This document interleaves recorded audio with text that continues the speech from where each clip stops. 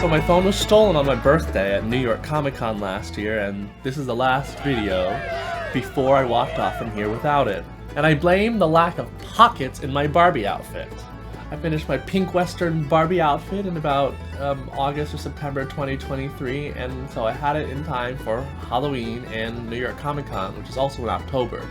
I made this outfit not so much because I'm into Barbie, but when I saw the movie, I saw this vest and I was like, oh, I want to make that. I had been making vests all last year while I was on a Broadway tour. I made like a 1750s vest. Then I made like a mock-up Regency vest from a very cheap fabric. I also made a black linen hand-sewn frilly shirt.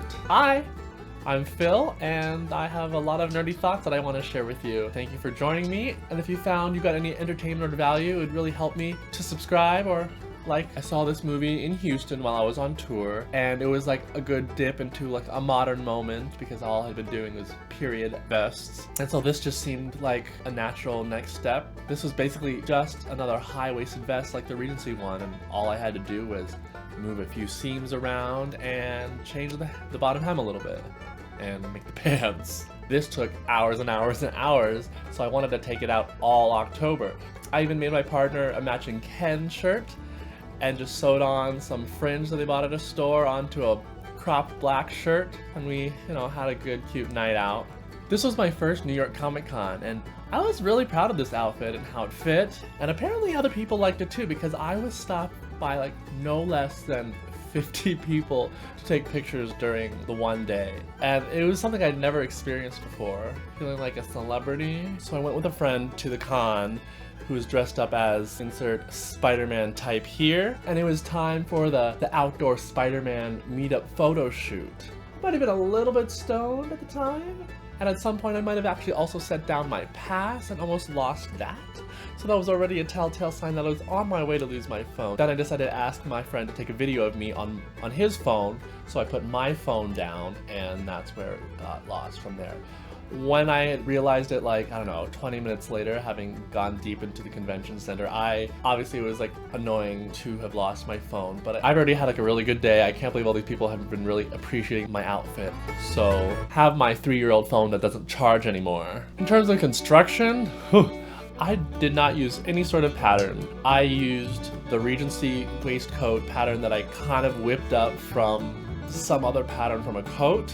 I didn't really change the back seams that much, even though they should have been a certain way. And then I added a side panel.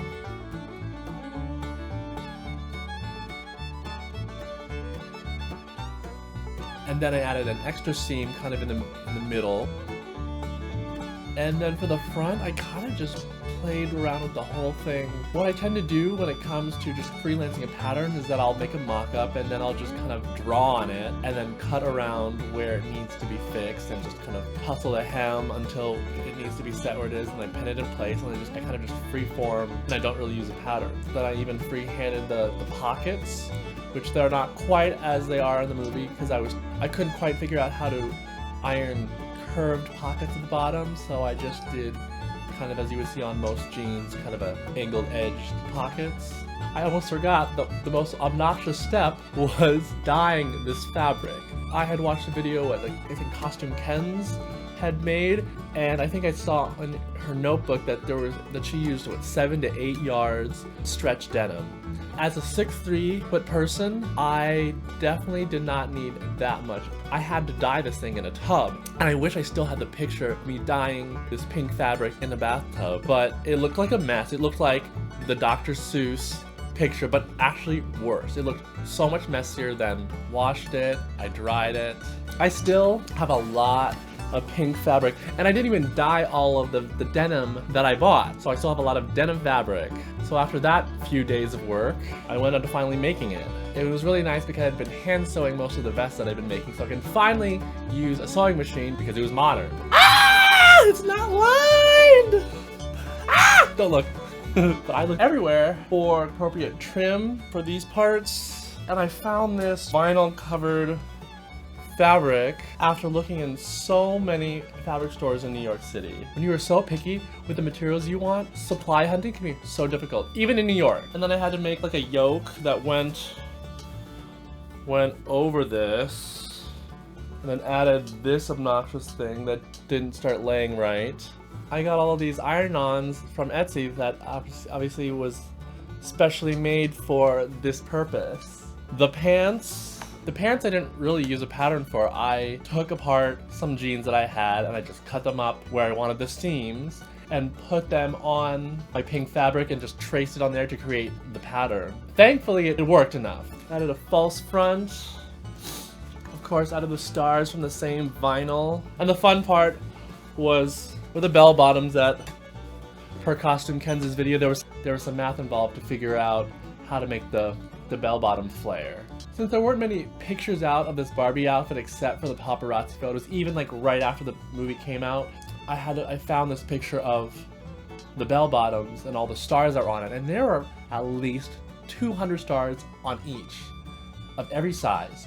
And I think I got to spending about $100 on stars when I decided to be like, okay, that's enough. I probably only have like half the amount of stars that Margot Robbie had on her outfit, because ironing and placing, I had a whole time lapse of that definitely is no longer with us because it got lost with my phone.